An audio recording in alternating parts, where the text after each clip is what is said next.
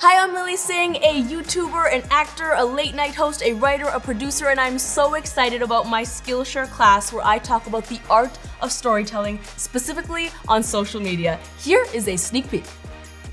Now let me guess, okay? You had an amazing time making this one video. Now you're like, I wanna make more. How do I grow my channel? Well, that's what this lesson is all about. A big part of growing your channel is becoming familiar with your community. Over time, if you post videos consistently, you'll notice that you start to develop a fan base. People who expect certain things from your content, to feel a certain way, whether to laugh or to learn or wherever it may be. And the best way to grow your channel is to keep those people engaged and then to also bring in new people that have similar interests. Well, how do you do that? You gotta talk to your audience. A big part of my career was going through the comments, seeing what things people really connected with, what things people weren't as thrilled about, replying to comments, really getting an understanding of what does my audience want to see. Only if you know what your audience wants to see can you make the 50-50 rule work for you. Because remember, 50% is passion, 50% is strategy based on what your audience wants to see. But if you don't know what your audience wants to see, you can't take advantage of that 50%. Have call to actions in your videos that say, hey, comment below, let me know what part of this video did you like? What other videos do you want to see from me? A big part of my come up was doing a live stream once a month. On the 14th of every month for many years, I did a live stream where I just chatted with my audience. I answered their questions, I took their video recommendations, and what happened there was not only did I learn what my audience wants to see, but my audience also learned a lot about me, and something magical happened. People weren't coming to my channel just for the videos, they were coming to my channel for the person behind the videos. My fans today don't just know me as the girl who does characters and the girl who has the videos, they know me as the girl who idolizes Dwayne Johnson, the girl who worked really hard for that one shoot because we saw the behind the scenes. As much as you can bring your audience in and make them part of the experience, the more engaged they will be with your wins and your journey. Beyond that, collaborations are really important. A lot of my channel growth, you could see little spikes in my analytics anytime I would collaborate with another big creator. Find other creators that are on the come up just like you, or maybe, have been doing it a while. If you've been doing it a while, I think it's important to find creators that are on the same page as you. I remember when I started, I would email people. I think I had 1,000 subscribers, and I would email people that had 10 million subscribers, and I'd be like, so you wanna do a collab with me? The level of delusion. And this is not meant to be mean, it's just meant to make you aware that there's a business side of things. And so if you're gonna collaborate with someone, find someone where it's mutually beneficial, where you both have something to offer each other, and you can create art that makes sense for both of your audiences. Another way to grow your channel is using functionality that exists on these platforms for the purpose of growing. Putting your videos into playlists on YouTube allows someone to watch one of your videos and then for another video to play right after. So there's less chance of someone clicking away to someone else's channel. Understanding playlists, understanding channel trailers. When you go to my channel, it will look different depending on if you're subscribed to me or not subscribed to me. And so what can I do to my channel to entice you to subscribe and to give my content a chance?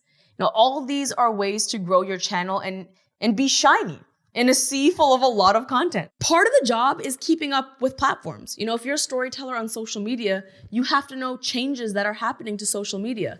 And there's lots of ways to learn them. One is I am subscribed to most newsletters from platforms. If there's an Instagram update, I get an email about it. I also follow all of the head teams on their platforms. For example, the head of Instagram is Adam Mosseri. And he, on his profile, always makes videos and posts about new features. And so just by following him, I know about all the new functionality as soon as it comes out. This is the playground you're playing in. If there's innovations, you need to know about them. That's a big part of your job. Facebook's monetization has changed so many times over the past couple of years from, hey, we're monetizing only over 3 minutes. Okay, now you can monetize 1 minute. Okay, but this doesn't count as a view. Okay, but you can't do this. And if you don't know that information, you could not be hitting your goals simply because you're not giving yourself a fair shot. Let's talk about something that has to do with growing your channel, but also making money. And that is brand deals. Brand deals help grow your channel because a brand deal is likely to expose you to a new audience, that brand's audience. Essentially, a brand deal is a trade. Money for exposure for a brand. This can be through many ways. It can be a YouTube video for that brand, a YouTube video featuring that product, an Instagram post featuring that product, certain talking points you need to hit in an interview or a tweet. When it comes to the art of negotiation and business, you can also be very creative there. You want me to talk about this brand? Let's do it in the middle of a sketch where it's a brand deal, but it's organic and it can be funny and we invite people in and it doesn't feel like they're being advertised to. So there's a lot of room to play in that arena as well. If you like a brand, I encourage you to try to get that brand's attention. You know, a brand I really love is Skittles. And I made that abundantly clear in many of my early videos. You know, before I had a team and before I had people teaching me about brands, I used to eat Skittles in my videos all the time. And it got the attention of Skittles. When Skittles reached out, it was a very organic partnership. And it also resulted in a lifetime supply of Skittles. This whole story was just for me to flex my lifetime supply of Skittles. So I would say be familiar with analytics, but balance that with your instincts. Another way to grow your channel, but this is aside from numbers, aside from money, it's not only growing your channel, it's about growing as a storyteller. And you know, I think one of the greatest things storytelling can do is it can show us a perspective we would have otherwise never known or seen. So I have chosen to pick a cause I'm very passionate about and embed it into my content whenever I can. And that cause is a social good initiative called Girl Love. Yo, we have something to tell you. 1, 2, 3, spread girl love. And Girl Love is all about women supporting women, but beyond that, just the support of women getting opportunities, getting education. And so anything that is a women's issue, I like to touch on. Now, it can be tricky to have a cause like that that's pretty serious and then also do comedy. It's like, how do you marry those two things together? Well, there's lots of different ways. You know, I have a lot of videos online that are comedy, but that make commentary on gender inequality. I have taken my audience on trips to South Africa, to parts of Kenya, to parts of India, to parts of Ecuador. And when you can go on a journey with someone like that and say like, hey, here are the girls. They're literally right here. Hear from them. These are the girls we're helping with whatever, you know, initiative I'm doing at the time. It's so much more powerful when you can see those stories through the screen. And so I believe a big way to not only grow your channel, but just be a good human and be of service is to pick a cause you're really passionate about and be an advocate for that cause. So after all of this, how do you know you've reached your goal? It's tricky. It takes a lot of reflection and it takes a lot of honesty and it takes a lot of openness to change.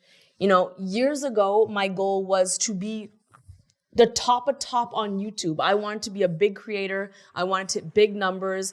And the streaming goes to a trip.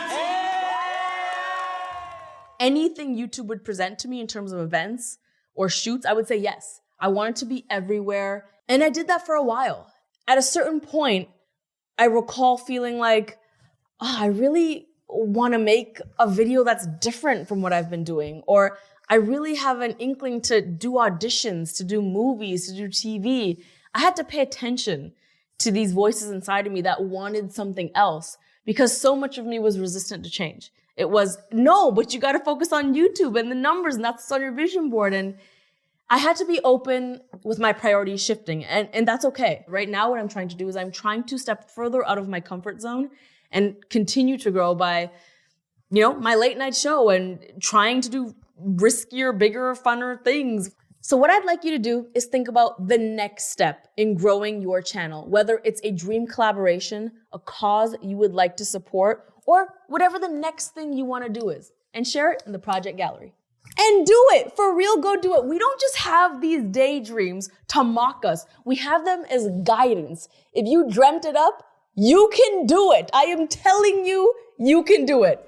I'm usually right.